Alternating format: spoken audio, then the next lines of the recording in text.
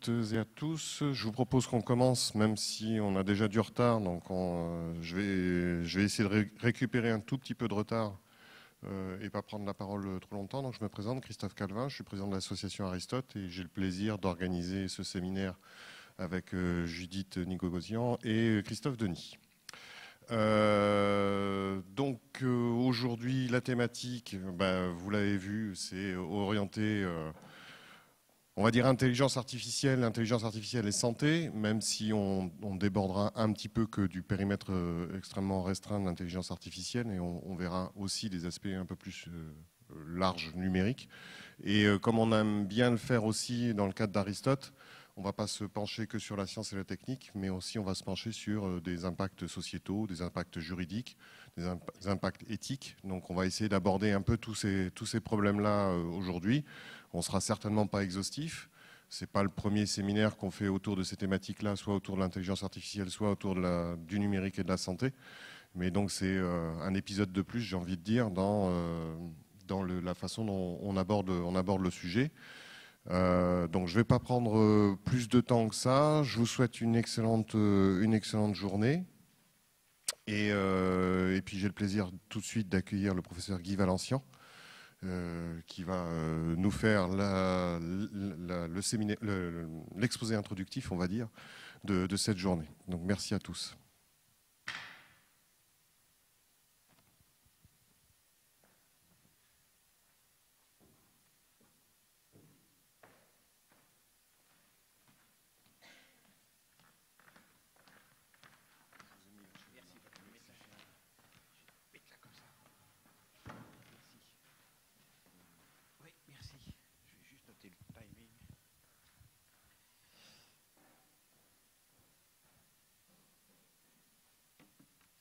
Voilà, bonjour à toutes, bonjour à tous.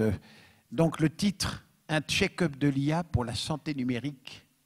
Je dirais mon nom, est-ce grave, docteur? Oui, c'est grave, et en même temps, c'est très excitant.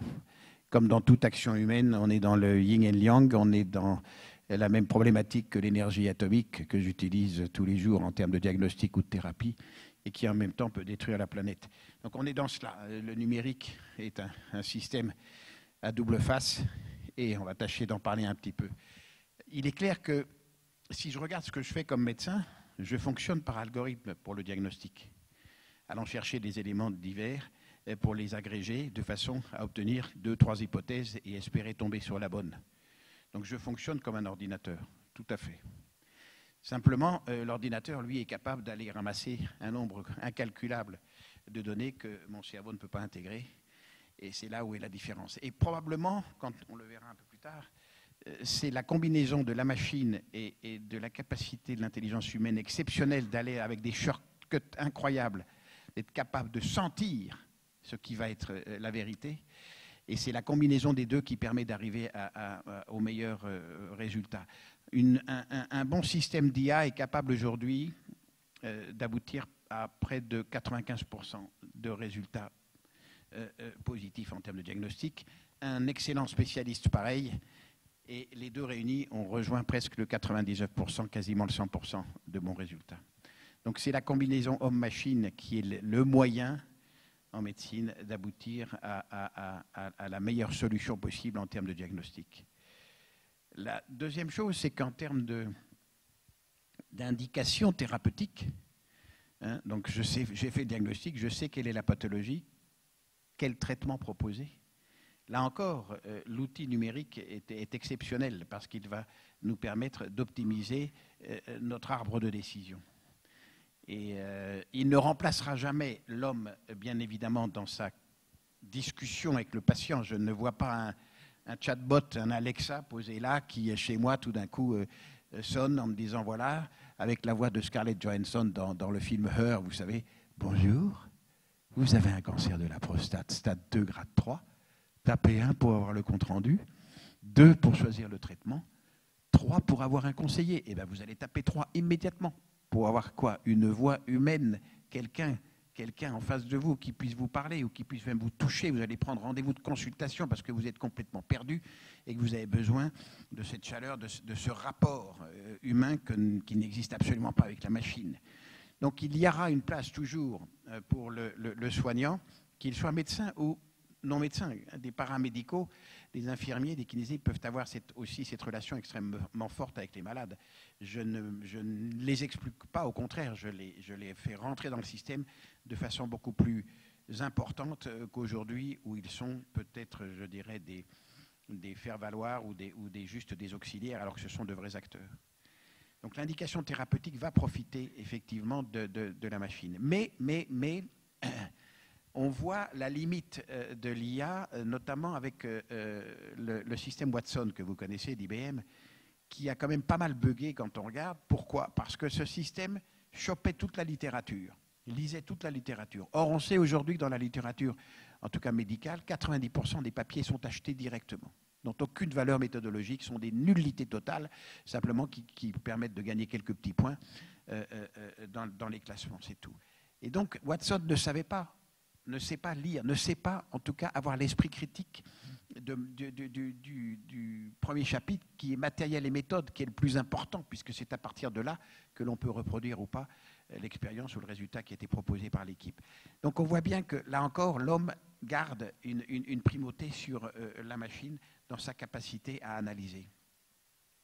Troisième point, c'est après le diagnostic, après l'indication du traitement, c'est la thérapie elle-même. Et là, le chirurgien que je suis utilise non pas des robots, mais des télémanipulateurs. Le mot robot est totalement galvaudé. La machine ne fait pas toute seule. C'est nous qui pilotons, mais à distance. Et j'avoue que ça a été une surprise lorsque j'étais jeune chirurgien à la Pitié, debout, appuyé contre la table d'opération, opérant les malades pendant des heures, en plongeant les mains au fond de l'abdomen et du petit bassin. Et je ne pensais absolument pas que je me retrouverais 15 ans plus tard éjecté de la dite table, assis peinard comme je le suis là, devant une console de travail avec juste un assistant qui change les instruments sur les bras télémanipulés. Un système qui me permet d'augmenter ma précision, système qui me permettrait, à la limite, si j'étais parkinsonien, d'opérer, puisqu'il n'y a pas de transmission de mes tremblements aux outils que j'utilise. Donc on voit bien qu'il y a tout à fait intérêt à utiliser ces robots dans un certain nombre de pathologies. Mais nous ne sommes pas, de ces télémanipulateurs, nous ne sommes pas encore dans la vraie robotique. Elle vient juste de démarrer en odontologie parce qu'on a affaire à une anatomie fixe. Une mâchoire, ça ne bouge pas. Une mâchoire, ça reste toujours la même et on peut aller effectivement travailler sur une dent avec des robots qui ont été préparés pour réaliser totalement l'intervention. La grosse différence qu'il y a, si vous voulez, pour comparer entre l'avion, le pilote et le chirurgien, un pilote qui atterrit par tout temps aux instruments, lui ne voyant rien et la machine le faisant poser les roues de l'avion, c'est beaucoup plus facile parce que le système connaît la longueur de la piste, son altitude, sa déclivité, sa largeur. Elle connaît aussi les conditions météo et donc elle peut jouer de cela. Mais quand l'avion atterrit, il n'enfonce pas le tarmac au fur et à mesure avec ses roues. Alors que quand j'opère, je bouge complètement l'anatomie, je la transforme. Donc elle est à chaque fois en temps réel. Et il est impossible à la machine de l'intégrer dans ses calculs pour m'aider. Donc on voit bien qu'il y a une limite à la robotisation dans tout ce qui est de la chirurgie que l'on appelle molle, et non pas dure. L'orthopédie peut être très facilement robotisée. On doit pouvoir enclouer une prothèse de fémur. Ça a été fait du reste complètement avec un robot qui est à l'aise, à la limite l'os au dixième de millimètre, mais aller travailler dans l'abdomen avec les anses intestinales qui se baladent et la modification de l'anatomie que l'on crée à chaque fois qu'on fait un geste, ce n'est pas demain que on pourra le modéliser. Je vous rappelle d'autre part que le prix des simulateurs d'avion correspond à peu près au tiers du prix d'un avion. Donc quand vous achetez un Airbus à 60 millions, le simulateur en coûte 15. Je vois mal nos universités absolument décaties et sans un moyen être capables d'avoir autant de robots qu'il y a d'interventions à ce prix-là. Donc on a une limite financière, on a une limite aussi physique à l'utilisation de ces simulateurs qui peuvent être utiles au début, bien sûr, lorsqu'on apprend à faire des nœuds, les grandes données de l'anatomie, mais dès qu'on rentre dans la chirurgie vraie, là, il faut revenir à de l'expérience et de la pratique humaine entre collaborateurs. On s'entraide. C'est tout le compagnonnage qui existe en chirurgie par rapport à l'apprentissage sur simulateur. Si je regarde encore dans l'organisation des soins. Un exemple typique de l'aide à l'IA est celui des urgences. Je suis extrêmement frappé de voir que quasiment aucun hôpital français n'est capable, n'a pu engranger les données de ces urgences depuis des années pour pouvoir les utiliser en termes de prévision. Il y en a un qui l'a fait, c'est deux que je connais. L'un qui est pas loin d'ici, un hôpital privé à Antony, et l'autre à l'hôpital de Valenciennes que j'ai visité hier, où les équipes d'urgentistes ont colligé les données depuis des années. C'est-à-dire qu'ils savent maintenant que le 30 janvier 2021, s'il fait -5 avec un petit peu de verglas à 11 h du matin, ils auront déjà reçu 2 fractures du fémur, 2 fractures du poignet, un traumatisme crânien. Ce n'est plus de l'urgence, on n'est plus dans l'urgence, on est dans le flux programmé prévu.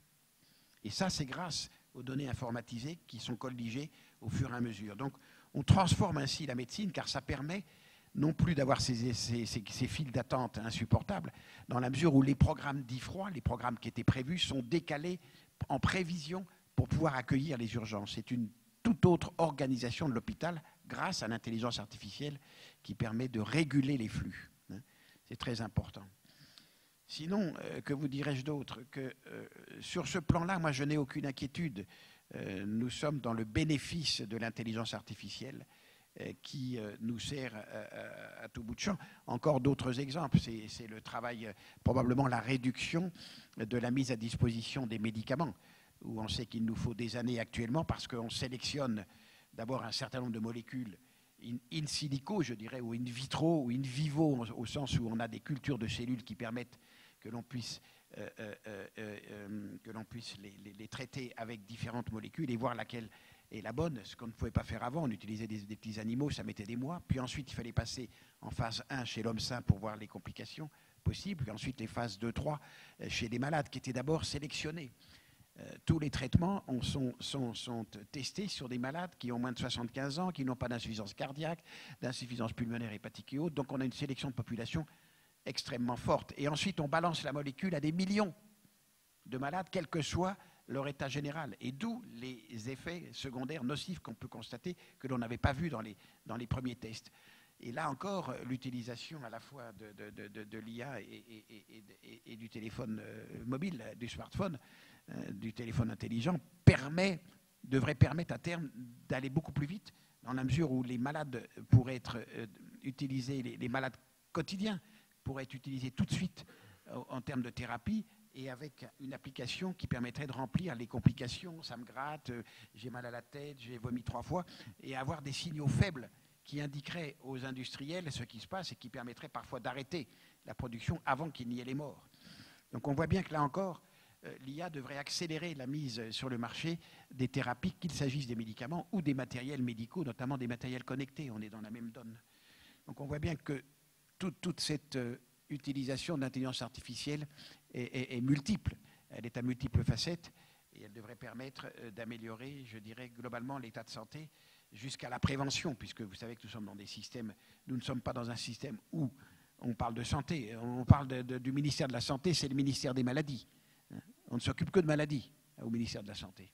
On ne s'occupe quasiment pas de prévention, et ce qui est dommage, parce qu'on a créé un système qui est totalement hospitalo-centré, basé sur le soin, alors qu'on devrait beaucoup plus insister sur la prévention dès le plus jeune âge, dès l'école, de façon à éviter un certain nombre de pathologies dont on sait qu'elles pourraient disparaître si on avait prévu qu'elles le soient, et à condition d'avoir les bonnes attitudes politiques pour le faire. Donc là encore, l'IA pourrait nous aider à renverser la façon de penser le système de santé en termes d'abord de prévention et ensuite de soins. Si je continue, je suis dans le côté là, positif de l'IA. Le côté négatif, vous le savez, on ne va pas y revenir longtemps, est celui de la captation des données et de la déprivatisation, je dirais. Mais quand on regarde, je suis très frappé, ce thème-là, les malades s'en fichent. Moi, je recevais des mails à longueur de semaine, longueur de jour, de madame disant, docteur, voilà, mon mari, c'est souvent les femmes qui appellent pour les hommes, c'est comme ça. Bah, docteur, mon mari a un cancer de la prostate, le PSA est à temps, je vous forward le scanner, la résonance magnétique nucléaire, on lui a dit qu'il fallait faire ça, qu'est-ce que vous en pensez? Ils se foutent complètement de savoir que ça passe à travers les réseaux, que Big Brother est là en train de regarder, c'est pas leur problème. Leur problème est d'avoir accès à un spécialiste ou une spécialiste qui leur donne l'information la plus honnête possible. Et donc ils se fichent, à l'exception près de celles et de ceux qui sont en responsabilité pour lesquels la diffusion d'un diagnostic serait délétère. Mais le malade, je dirais lambda et sans méchanceté, lui, il a besoin d'être traité, il veut savoir, et il s'adresse directement sans penser qu'on pourrait piquer ses données. Donc on est sur un système qui est assez ouvert et je pense que tout ce qui est de la RGPD et autres est quand même utile, mais peut-être extrêmement contraignant, notamment en matière de santé. Si je vais plus loin, je m'aperçois que tout ce qui est positif, je l'ai dit, mais il y a l'effet inverse aujourd'hui, c'est-à-dire que le chirurgien que je suis répare. Et donc, il est capable d'aller implanter des systèmes connectés chez des malades ou des blessés qu'il accepte pour récupérer un statut qui les rende à la vie à peu près normale des autres. Donc, ils acceptent cette contrainte d'être fliqués par les machines, d'être suivis par les machines. Mais que va-t-il se passer demain lorsqu'on va me demander d'augmenter l'homme, la femme sain? Parce qu'on y est. On voit bien qu'il y a cette tentation démiurgique qui est moins courue en Europe. J'étais en Chine il n'y a pas longtemps, avant le corona. Ne vous inquiétez pas, si je tousse, il n'y a aucun danger. Et je connais bien ce pays depuis 40 ans et on est dans ils ont une vision de la nature humaine complètement différente de nous, dans la mesure où l'individu n'existe pas. Ce n'est pas le communisme qui a créé ça, c'est la plus haute tradition chinoise, où l'homme est un petit point dans le cosmos et qu'il ne faut surtout pas déranger. Et si vous regardez un tableau chinois, vous voyez toujours une énorme montagne avec des pins en haut, de la brume, une grande rivière tumultueuse avec une longue barque noire et puis un tout petit bonhomme au milieu dans la barque avec son petit chapeau triangulaire. On n'en voit même pas le visage. C'est l'homme au milieu de la nature, la montagne représentant l'empereur qui n'est que le fils du ciel. Et à l'inverse, quand on regarde notre Occident, on voit les tableaux où nous avons le roi debout avec son sceptre, sa couronne, son hermine. Il est là, il est triomphateur. Il domine la nature qui est derrière, souvent un peu floutée sur le tableau. Donc nous sommes dans deux visions totalement différentes du monde. Et il va falloir que l'on se parle, que l'on s'entende. Et si je pousse à l'extrême et que je vais sur la côte ouest américaine, où je suis allé bosser avec Intuitive Surgical pour leur faire des démonstrations opératoires dans la Silicon Valley il y a des années. Là encore, on est dans une autre tentation, dans une tentation démiurgique complètement folle de certains Américains, notamment des gourous de la Silicon Valley qui sont tous post-humanistes.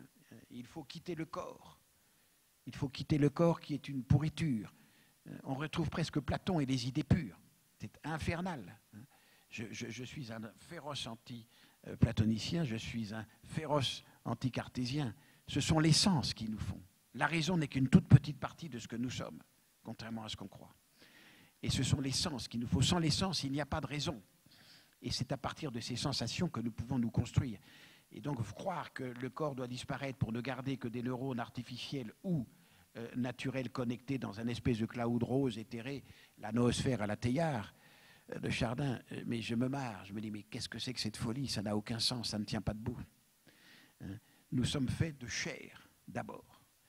Et quand on regarde, nous avons, par rapport à tout ce que nous faisons, 1% de conscient, pas plus. Tout le reste est fait automatiquement. Et vous ne vous en rendez pas compte quand vous écrivez, vous ne pensez pas à chaque mouvement de vos doigts. Quand je tiens mon micro, je ne pense absolument pas à la pression que je mets avec l'index, le médius, l'annulaire et le pouce. Pas du tout. Tout ça est totalement automatisé. Mon corps fonctionne tout seul. Le moi vient après. Il y a des expériences tout à fait phénoménales faites par Benjamin Libet qui sont très inquiétantes, où on demande à un homme, au moment où il le pense, de plier le doigt. Et on s'aperçoit qu'en fin de compte, il le fait plusieurs microsecondes avant. Donc c'est quelqu'un d'autre, à la limite, qui fait, avant que je n'ai conscience que je plie le doigt. Et vous savez très bien que les idées, elles arrivent comment? Vous ne les contrôlez pas. Elles partent partent comme ça de votre cerveau, il faut les retenir. Et si vous ne les retenez pas, si vous ne les écrivez pas, elles s'envolent. Donc, nous sommes faits de machines inimaginables qui fonctionnent sans notre vouloir. Il faut bien le comprendre. Et ce 1% de conscience, il est bien sûr vital, ce qui nous fait la différence avec, je dirais, le monde végétal et le monde animal. Encore que le monde animal a des intelligences exceptionnelles que l'on a trop longtemps méconnues. Mais nous sommes peut-être effectivement au maximum de l'intelligence globale, de l'intelligence générale, dont les informaticiens aimeraient bien s'emparer. C'est la nouvelle mode, vous l'avez vu, parce qu'effectivement, l'intelligence informatique aujourd'hui est quand même très con. Quand on regarde, c'est du calcul sur des masses de données considérables à des vitesses effroyables. Je suis beaucoup plus lent et pâteau, mais je suis capable de shortcuts inimaginables. Avec quelques données, je suis capable d'aller au résultat. Regardez simplement ce que fait un enfant de 2 ans quand on lui dit chat ou chien. En 2 fois, il a compris, il ne se trompe pas. Il faut des millions d'images pour qu'une IA commence à peu près à le savoir, à dire la même chose. Donc, nous avons des capacités inimaginables. Grâce à quoi? À la complexité incalculable de nos cerveaux. Pourquoi incalculable? Parce qu'aucun n'est le même. Vous prenez un ordinateur Dell ou un Apple, ils sont tous pareils. Il n'y a pas un cerveau pareil dans cette salle, pas un. Pas un de vous qui réagisse de la même façon, pas un de vous qui ait les mêmes connexions neuronales, qui se transforment en permanence. Nous sommes des êtres de devenir et non pas des êtres d'état. L'environnement est là en train de nous changer toutes les fractions de seconde.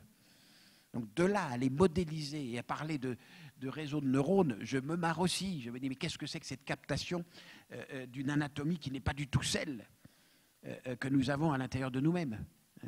Mettre des couches de neurones comme ça, c'est très grossier comme approximation. Et on voit bien que l'IA que nous avons créée, l'intelligence artificielle que nous avons créée, est très très en dessous de nos capacités parce que nous sommes en permanence en devenir. Nous nous changeons régulièrement. Et si je vais plus loin, je dirais que le gros danger aujourd'hui est celui de cette augmentation qui est une tentation, on peut le comprendre, humaine, d'essayer de se dire qu'on voudrait avoir plus de cognition, plus de mémoire, plus de capacité physique, mais est-ce utile d'être capable de courir à 100 km/h, de balancer un poids de 100 kg à 30 mètres et d'avoir une mémoire phénoménale, puisque j'ai la machine qui peut me garder toutes les mémoires, utilisons-la. Et libérons notre espace neuronal à la créativité, plutôt que de m'encombrer de mémoire ou de capacité de calcul. Je m'en fous, la machine peut le faire. Donc, à moi de savoir travailler en bonne intelligence avec l'instrument pour me libérer mes neurones, qui sont extrêmement plastiques, vous le savez, et de façon à pouvoir reprendre toute la place que dont la créativité a besoin. Les neurones sont des systèmes qui se transforment extrêmement rapidement. Vous savez que certains aveugles utilisent la zone occipitale de la vision qu'ils n'ont plus à d'autres, au toucher, au braille. Donc on passe d'un sens à un autre avec les mêmes neurones. Allez voir une machine qui fait ça, c'est pas demain la veille. Je pense que là, vous pouvez travailler, ceux et celles qui sont là-dessus. On se reverra quand vous voudrez dans 10 ans, mais je ne suis pas sûr que vous y arriverez, que vous y serez à ce moment-là. Donc, il faut bien comprendre que la biologie n'a rien à voir avec la physique. Rien à voir. Nous sommes faits, bien sûr, d'atomes, de molécules, de tissus, d'organes et d'organismes. Mais il y a, comme dans tout système de complexité, des sauts. Et le saut que nous avons, le biologique, n'est qu'un saut. On est un saut de complexité. Et il est impossible que la machine puisse nous rejoindre. Elle est bien plus puissante, bien plus forte, dans des domaines extrêmement précis et extrêmement limités. Donc soyons rassurés sur ce plan-là, nous ne sommes pas en déperdition. Et je ne vois pas en quoi on irait vers cette augmentation de l'homme pour, comme le dit mon collègue et ancien élève Laurent Alexandre, vers l'immortalité. Mais quel ennui! La vie est faite de désirs. Et si je peux tout faire, il n'y a plus de désir.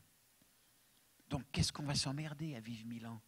En plus, il faudrait nous upgrader régulièrement. Allez mettre Cro-Magnon, vous l'amenez ici, ou vous l'amenez à Paris, à Roissy 2. Mais il va être complètement paumé. Il va y avoir des zombies qui sont là, qui courent, et qui se parlent des langages différents, qui tirent des petites mallettes à roulettes, qui montent des escaliers, qui roulent comme ça tout seuls, et puis on les met dans des tubes, ils se mettent la ceinture, puis ils attendent de décoller, mais il va repartir dans sa forêt du Pléistocène. Donc, on ne peut vivre longtemps que si on évolue avec la société. Or, nous n'évoluons pas, ou très peu. Et donc, je ne vois pas en quoi vivre 1000 ans ou atteindre l'immortalité serait un bénéfice pour l'humanité. Nous sommes là, nous sommes faits pour vivre et passer le bâton aux autres, en mourant tout simplement. La mort n'est rien de dramatique. On en a fait un événement dramatique dans notre Occident crétin avec un Christ en croix. Donc, on est en permanence devant un martyr. Mais la mort est quelque chose de tout à fait naturel. Elle est pardonnez-moi, aussi belle que la vie. Et en plus, celui ou celle qui meurt, c'est le seul qui ne le sait pas, à la limite. Et donc, est-ce si gênant que ça? On aura à réfléchir à ces notions-là. Et si je regarde, outre le fait de se foutre pour moi de l'immortalité véritablement, la capacité à l'amélioration de mes capacités ne m'intéresse pas. Et nous sommes schizophrènes. On ne fait, tous les jours, on fait la chasse aux anabolisants chimiques pour nos sportifs de haut niveau. On les poursuit, on les fait pisser dans des petits gobelets, on leur fait des prises de sang, on les dégrade. Lance Armstrong s'est fait taper ses 7 victoires du Tour de France et a payé 5 millions de dollars d'amende parce qu'il était drogué. Et on voudrait, nous, utiliser des anabolisants numériques, mais on est complètement schizo. Ça n'a pas de sens. Ou alors on arrête, et à ce moment-là, on dit que les sportifs peuvent s'augmenter. Et on va faire on va aboutir à des espèces de zombies. On le voit déjà sur certains sportifs de haut niveau. L'état dans lequel ils sont après avoir arrêté les compétitions est dramatique. Donc non, laissons, pardonnez-moi, je suis là un peu rustre, mais laissons la nature faire. Ne cherchons pas à la violer à ce point. Améliorons notre statut peut-être, mais ne cherchons pas à la violer. Elle est beaucoup plus forte que nous. Beaucoup plus puissante que nous. On le voit bien avec la panique qui s'empare de ce coronavirus qui n'a rien de dangereux, que je vous rappelle quand tout le monde l'a oublié, qu'en 1900, que le printemps et l'hiver 1968-1969, je ne sais pas s'il y en a beaucoup d'entre vous qui étaient là, il y a eu 32 000 morts en France de la grippe. 32 000 morts. Le ministre de la Santé de l'époque était Robert Boulin. Personne n'a été inquiété. Bon, c'était comme ça. Voilà. Pas plus. Et là, parce qu'il y a quelques dizaines de personnes, 2500 en Chine, c'est la panique mondiale. On est grave. Je ne dis pas qu'il ne faille pas prendre de précautions, mais on panique les populations à un point inimaginable. Parce que nous n'avons plus de devenir, parce qu'on ne sait plus quoi faire, on a tout eu, on est riche, on est rassasié, repu dans une société où il n'y a plus rien à foutre, et donc on s'empoisonne avec des détails. Je suis désolé, mais c'est assez pitoyable de voir la panique qui s'est emparée, les réseaux sociaux, les chaînes, les médias en boucle sur le virus. Mais qu'on le laisse tranquille. Qu'on le laisse tranquille, ce virus, il fera son boulot. Et il est sans doute beaucoup moins agressif que nombre de pathologies. Je vous rappelle que comparé à cela, le paludisme tue encore 400 000 personnes dans le monde. C'est 220 millions d'impaludés. Et les 400 000 qui meurent, c'est des gamins de moins de 5 ans. Alors là, oui, il y a de quoi s'intéresser à la maladie et essayer de l'éradiquer. Virus, tranquille. Donc pour finir, j'ai un peu quitté le champ de l'IA, mais pour finir sur ce que je voulais vous dire, je suis de ceux qui considèrent que tout peut être fait pour réparer l'homme, la femme, l'enfant handicapé, blessé ou malade, bien évidemment. Il est vrai que l'insuffisant cardiaque qui porte un Carmat, qui bat pour lui, il ne va pas se plaindre d'être en permanence contrôlé. Mais je me refuse à ce qu'on m'augmente. Pourquoi? Et à ce qu'on me puce le citron pour essayer d'être plus intelligent. Mot qui ne veut rien dire en soi. Pourquoi? Parce qu'à ce moment-là, c'est la fin de la personne. Parce que celui qui m'aura pucé sera le maître. Il pourra faire à distance ce qu'il veut de moi, lui ou le hacker. Et donc je m'oppose fondamentalement à ce que pense un Elon Musk, ou à Peter Diamandis ou les autres fous de la Silicon Valley. C'est de la folie. Le seul intérêt qu'il y aurait, et on va être carré, je vais en finir, le seul intérêt qu'il y aurait à nous augmenter est peut-être celui-là. Vous savez que nous sommes des êtres temporaires, que quoi qu'il arrive de notre pollution planétaire, à 500 millions d'années d'ici, mes copains astrophysiciens me disent les océans seront à plus de 100 degrés. Donc la vie quasiment terrestre aura disparu. Peut-être que quelques tardigrades planqués sous des rochers arriveront à tenir encore. Donc c'est fini, nous sommes là pour un moment et pas pour l'éternité. Donc on peut se poser la question, et c'est ce que veut faire Elon Musk et la NASA, de se dire il faut se barrer.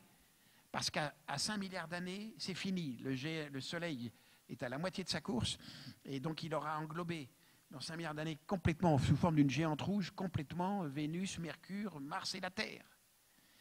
Donc il faut aller au-delà de Mars.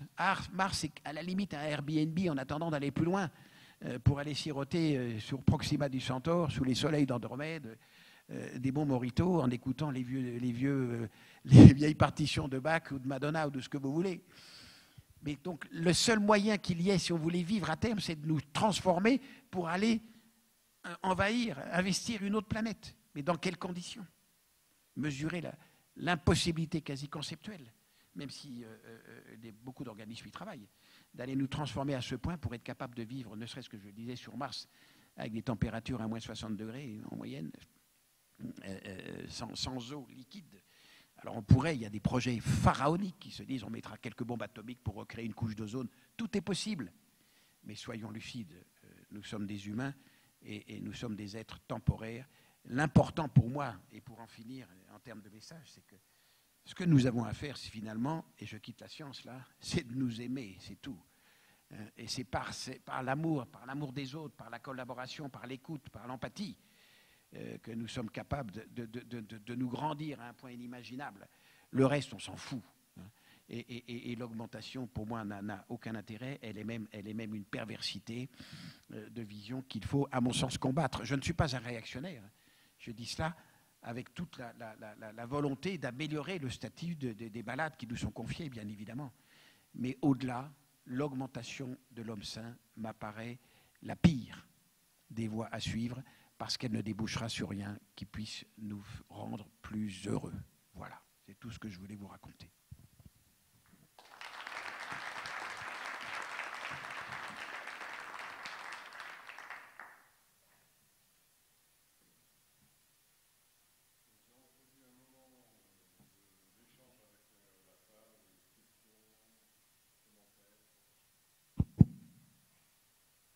Et c'est moi qui porte le micro.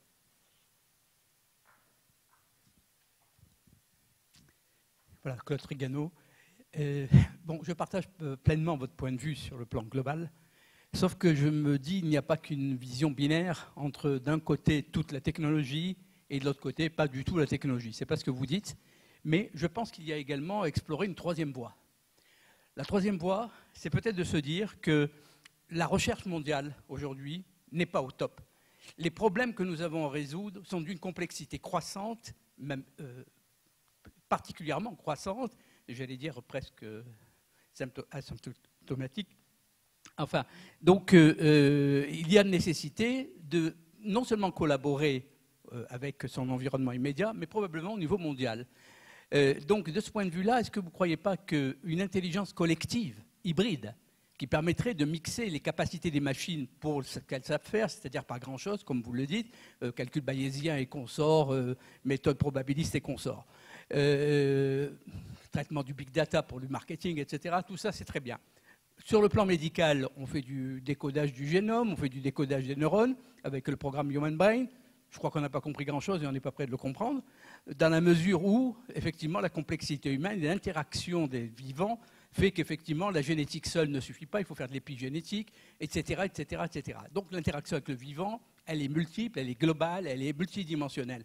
Donc à partir de quoi, je me pose la question de savoir s'il ne faut pas mailler au niveau mondial les compétences, les savoir-faire humains, avec l'aide des machines. Et là, les machines peuvent avoir un grand sens pour justement améliorer notre capacité de gérer les systèmes complexes, les process, pas simplement les probabilités et les corrélations, mais également les causalités, mais également inscrites elles-mêmes dans des processus multidimensionnels complexes qui interagissent, de telle façon à nous aider pour le futur, qui pourrait être une nécessité probable prochaine, avec tout ce qui se passe avec le dérèglement climatique, avec toutes les pandémies qui nous pendent voilà, au bout du nez, que pour l'instant on ne connaît pas heureusement, mais celles qui s'annoncent, on ne les connaît pas encore, puisque nous ne sommes pas divins.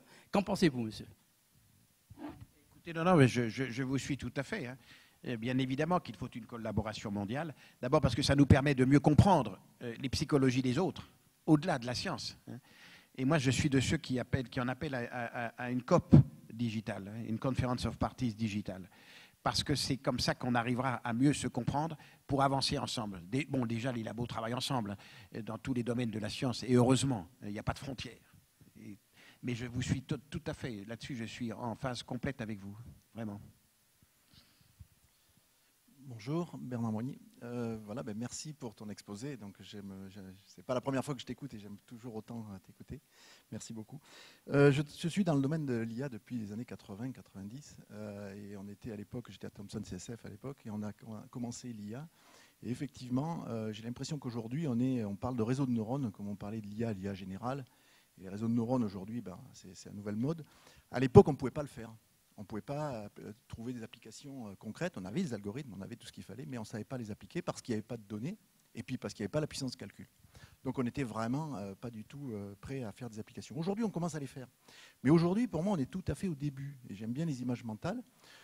Et donc, je disais, il y a 2 ans, quand j'avais préparé une journée ici pour Aristote sur l'IA, j'avais dit, c'est comme, je dirais, l'IA, c'est un petit peu comme un enfant de 4 ans.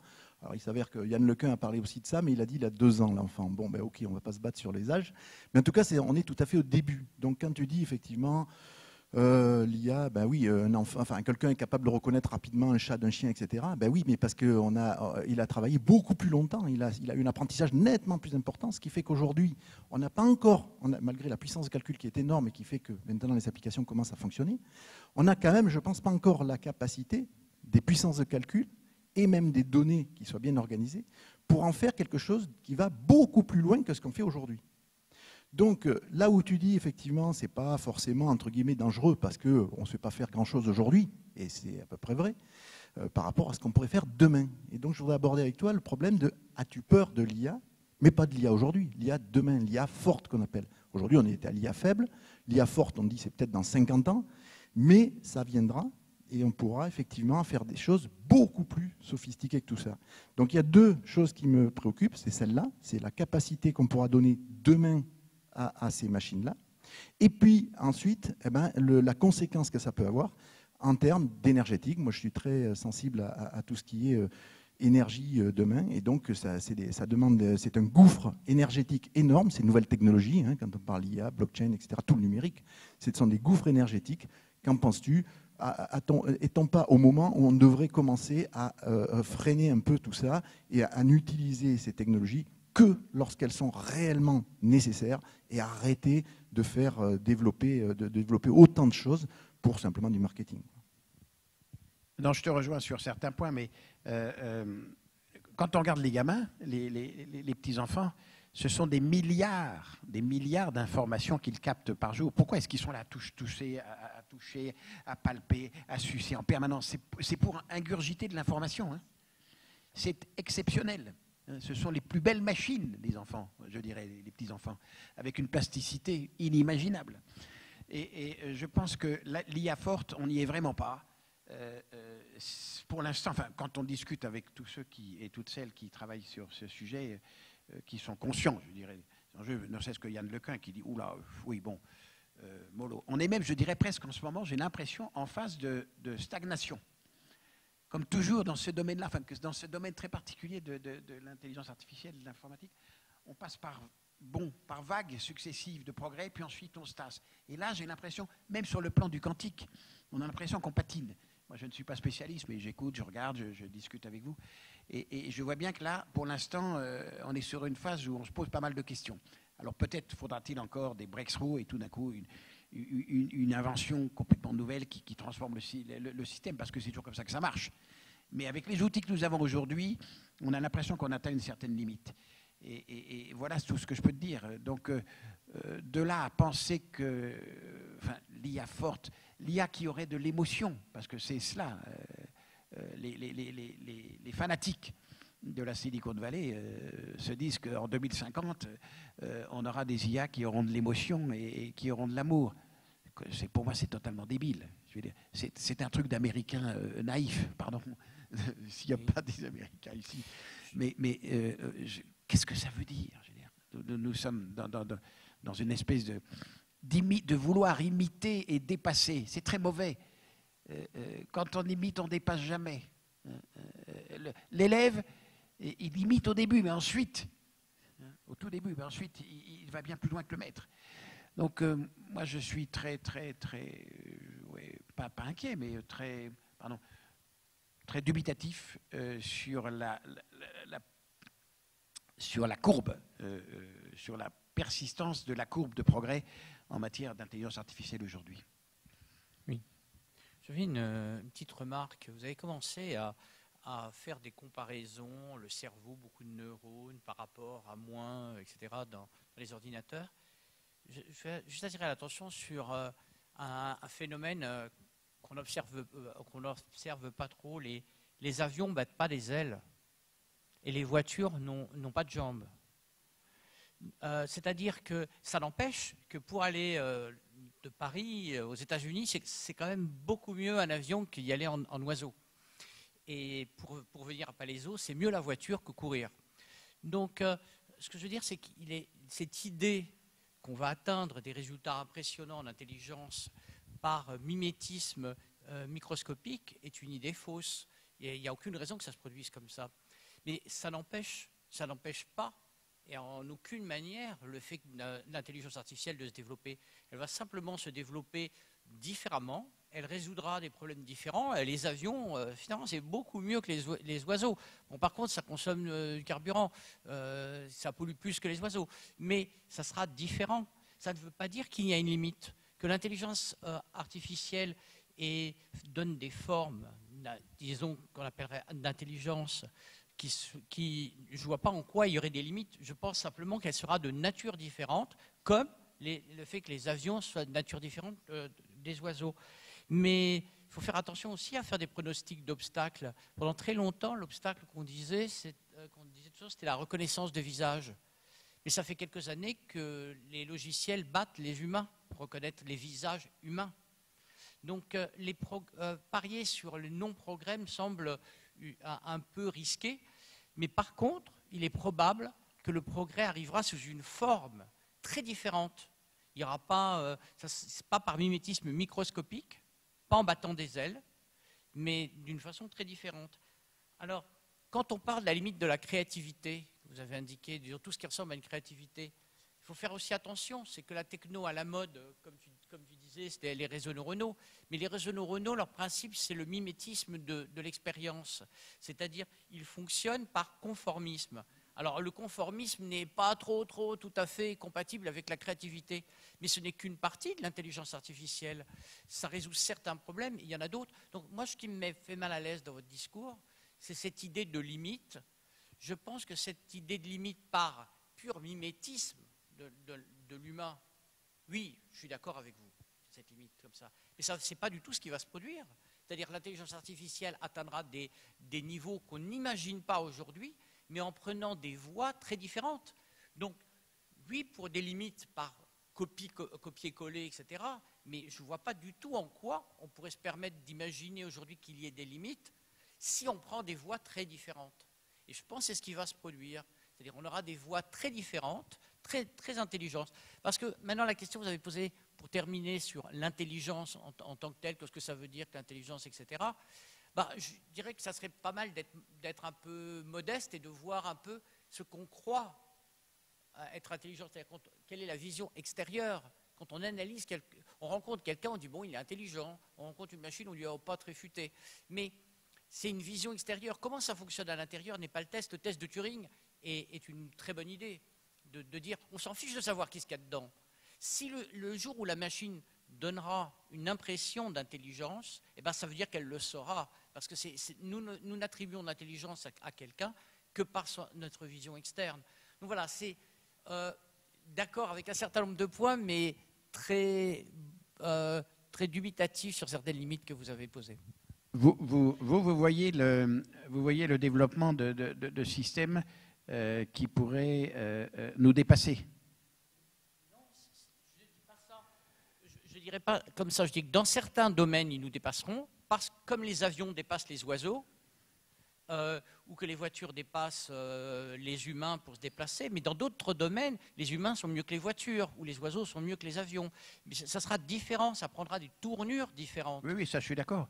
Mais, Non, mais mais ça, donc, si l'intelligence représente, je dirais, 10 choses, l'intelligence artificielle pourra représenter peut-être 15 choses, mais qui ne sont pas les mêmes que les 10, et il y aura peut-être une partie commune. Il y aura une partie commune, et il y aura des choses de niveau intelligent que les machines auront, que les humains n'auront pas, et inversement. Donc, je pense qu'il y aura des recouvrements. Par exemple, la reconnaissance du visage en est un. Il y a des endroits où l'humain aura un avantage pendant longtemps. Je ne sais pas si c'est infini, j'ai aucune idée. Et je suis plus prudent que vous, excusez-moi. Mais par contre, la machine fera des choses que l'humain ne fait pas. Par exemple, faire des multiplications à grande vitesse, des calculs à grande vitesse, c'est déjà le cas. Donc, je ne vois pas comment on peut imaginer que l'intelligence artificielle soit limitée. Elle prendra d'autres voies. Elle prendra d'autres voies pour atteindre des choses que nous attribuons, que nous considérons comme de l'intelligence. Mais ça sera différent, mais ça ne sera pas limité. vous savez que la reconnaissance des visages, il suffit de mettre trois petites pastilles bleues, blanches et rouges et la machine est foutue, hein, quasiment. Vous savez que moi, je peux vous repérer, si je vous connais, je peux vous repérer de dos. Quand on marche dans la rue, on peut repérer quelqu'un de dos, l'homme. Donc nous sommes avec une capacité inimaginable par rapport à la machine. Moi, je ne vois pas tellement la machine. J'aime pas trop le Frankenstein, si vous voulez. Je ne vois pas la machine se mettre à nous dépasser. Absolument pas. Elle atteint ses limites en permanence. Alors, bien sûr qu'on peut trouver, peut-être que demain on trouvera d'autres éléments physiques. Mais ce qui m'intéresse, c'est que, je le répète, passer du physique au biologique est quelque chose de quasi impossible. On est sur une émergence. De le refaire. Je ne vois pas comment.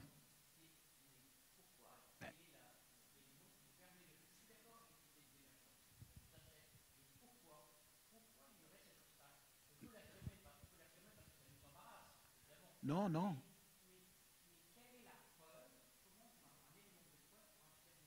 Je n'ai pas de preuve, je n'ai que du constat. Je n'ai pas de preuve, je n'ai que du constat. Nous sommes dans une capacité inimaginable de sensation, je le répète. Oublions la raison, hein, oublions l'esprit. M'agace. Mais regardez comment ma main fait par rapport à une main bionique aujourd'hui. C'est extrêmement grossier. Alors, vous me dites qu'on y arrivera avant d'aller jusqu'au toucher, à la sensation de ce qu'on fait, mais mesurer ce que c'est. Nous ne savons même pas nous-mêmes de quoi nous sommes faits. Nous ne savons pas. Les médecins que nous sommes, on a des visions extrêmement grossières de comment fonctionne l'organisme. Et on a encore tout à apprendre. Donc je ne vois pas en quoi, je ne vois pas le physique se mettre à devenir biologique. Eh bien. Ah non, mais ça c'est différent. Attendez, ça c'est différent. Qu'il y ait en radiologie un défect et que le radiologue demain probablement va pas disparaître mais va être réduit à sa portion congrue dans la mesure où effectivement nous ne voyons que quelques dizaines de niveaux de gris quand la machine va en voir des centaines, est capable de faire sur une mammographie le diagnostic de cancer du sein que je ne vois pas, ou du cancer du poumon sur une radiographie thoracique que je ne vois pas, ou même de vous prédire, de vous dire que le malade qui est là a un Alzheimer simplement à l'écoute téléphonique de sa voix. Moi, je ne vois pas de différence. Et le décryptage avec les systèmes experts permet de le faire. Ou même le Parkinson, plusieurs années avant, à la résonance magnétique nucléaire. Oui, ça très bien. Mais ça reste très grossier. C'est pas ça qui me fait passer du physique au biologique. Il y a quelque chose de mystérieux que je n'intègre pas là. Je suis fasciné par ce qu'est le biologique, dans sa capacité de reproduction, dans sa capacité de développement, d'adaptation par rapport au physique. Pour l'instant, on n'a pas fait mieux que le biologique. Et c'est vrai que l'imitation est extrêmement limitée. Adler l'a bien vu avec ses ailes d'oiseau, alors que les frères Wright ont fait un avion qui était tout différent et qui, lui, a volé beaucoup mieux. Mais en même temps, on utilise, vous savez, on a utilisé ces fameux maillots de bain qui ont été interdits, du reste. Là encore, pourquoi a-t-on interdit les maillots de bain qui permettent d'avoir des flux laminaires en imitant un petit peu les peaux de requin qui faisait que les nageurs de compétition allaient plus vite, on les a interdits. Là encore, donc augmentation de l'homme sain, interdiction de l'augmentation de l'homme sain. Moi, je persiste à croire que nous sommes des nains par rapport à cet univers qui nous entoure, et nous avons cette volonté de vouloir tout dominer, ce qui est absurde. Je préfère beaucoup ne pas dominer, mais participer à, et avec mes limites. Là, vous êtes un peu démiurgique. Vous pensez que, en gros, vous pensez qu'on va pouvoir s'augmenter à ce point? Et pour faire quoi?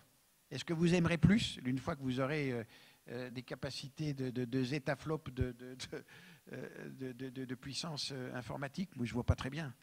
Ça vous donnera quoi en supplément?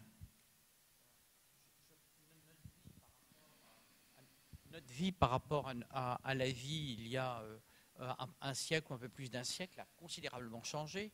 En 1900, l'espérance de vie, c'était 40 ans. On est un peu plus que 40 ans. Est-ce qu'on est plus heureux? Si maintenant vous proposez aux gens de retourner en 1900, je pense qu'il y a assez peu de votants. Mais ce que je veux dire, c'est on va avoir des progrès, des formes à dominer, mais je pense que le vrai défi que vous abordez, vous avez abordé à la fin de votre discours, et j'ai adoré, c'est notre pensée. Aujourd'hui, ce qu'on assiste, c'est que les progrès technologiques montent énormément, mais la morale, la façon, l'intelligence, notre façon d'intégrer ces progrès, elle ne progresse pas. Et on a à la fois pas suffisamment, on a un vrai déficit d'éducation face aux progrès techniques. Et c'est pour ça qu'il y a tant de gens qui sont un peu perdus dans leur tête, et tous les fanatismes, les extrémismes, la violence qui se développe, parce que la techno monte finalement beaucoup, mais pas suffisamment l'éducation et la pensée, la réflexion critique, l'analyse critique. Donc cette partie de votre discours, j'adhère à 100%. Donc le défi, il est là, je pense. Mais il n'y a aucune raison que le monde ne soit pas complètement bouleversé par les progrès techniques. Vous avez cité les médicaments vous-même qui seraient très adaptés, personnalisés pour les gens. Eh bien ça serait génial. Je ne suis pas médecin, mais je pense que les médecins trouvent que c'est bien. Ça serait un formidable progrès.